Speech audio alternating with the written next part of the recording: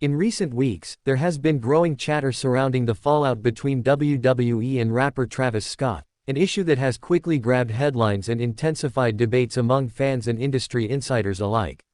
Initially, Scott was set to appear as a downloadable content DLC character in the much-anticipated WWE 2K25 video game.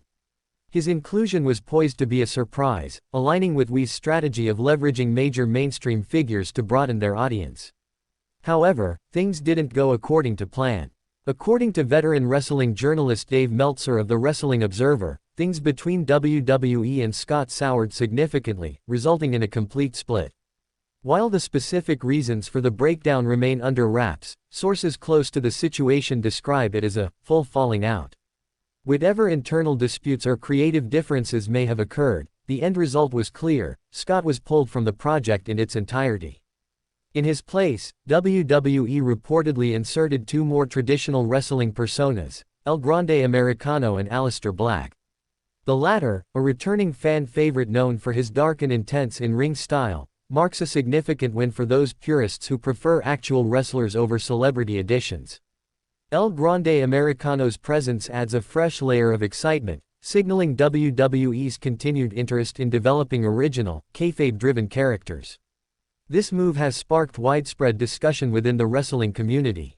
For hardcore fans, the replacement of a mainstream celebrity with actual wrestlers feels like a victory. But there's more beneath the surface. Meltzer's report dives into WWE's evolving strategy, a balancing act between maintaining core fan loyalty and capturing the attention of broader, non-wrestling audiences.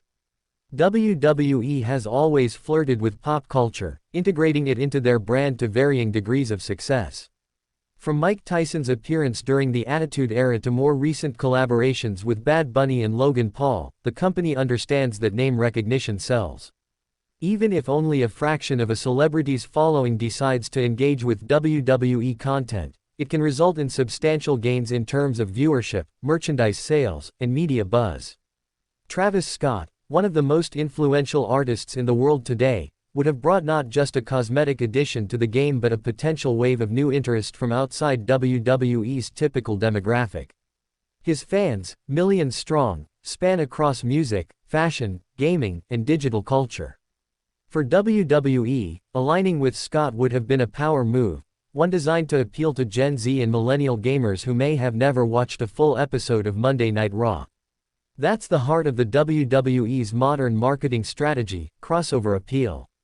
The goal is not just to please the traditional wrestling fan, but to attract those sitting on the periphery of the sports entertainment world. WWE recognizes that expansion means stepping outside the bubble and into mainstream consciousness. Travis Scott's inclusion, while controversial to some, made perfect business sense under that philosophy. However, with his removal, the conversation has now shifted.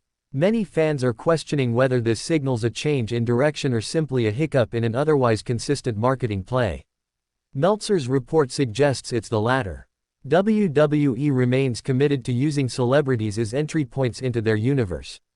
In fact, 3 NBA players have already been confirmed for WWE 2K25, underscoring their continued interest in blending sports and entertainment. This persistent strategy hasn't been without its critics. Loyalists argue that the core product, wrestling, is being diluted. They point to shrinking screen time for mid-card talent, and the seemingly endless promotion of outsiders, as evidence that WWE is losing its identity. To them, every celebrity spot represents a missed opportunity for an underutilized wrestler struggling to break through. Yet, from a business standpoint, WWE's approach remains validated. Logan Paul, once ridiculed for stepping into the ring, has proven to be one of the most athletic and committed celebrity wrestlers in company history. Bad Bunny's performances, especially at high-profile events like WrestleMania and Backlash, have been met with both fan appreciation and critical acclaim. These aren't just stunts, they're calculated investments. So where does that leave the fans? Somewhere in the middle. The divide is growing more pronounced. On one side are the traditionalists, calling for a return to wrestling-centric programming and video game rosters filled with legends and up-and-comers alike. On the other side are the business-minded, those who see WWE as an evolving entertainment brand rather than a pure wrestling company. The reality is, WWE is walking a tightrope. They understand the risks of alienating their base, but they also know the rewards of expanding beyond it. As Meltzer notes, even a small conversion rate from a celebrity's fanbase can have long-term value. WWE isn't just selling a wrestling match, they're selling a lifestyle, a universe, an experience. The more people inside that universe, the better for business. The Travis Scott situation is a blip, not a blueprint. It's a sign of the times, a moment where creative or contractual disagreements overtook what could have been a landmark collaboration. But it doesn't mean WWE is retreating from celebrity involvement. If anything, the addition of other high-profile names confirms their commitment to the strategy. Still, this moment invites reflection.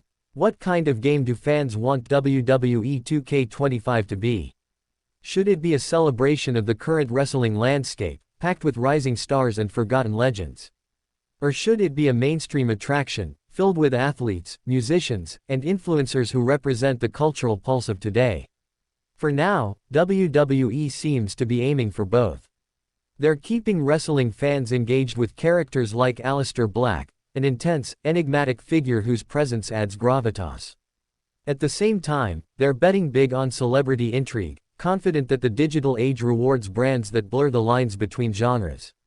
Ultimately, the release of WWE 2K25 will tell the full story.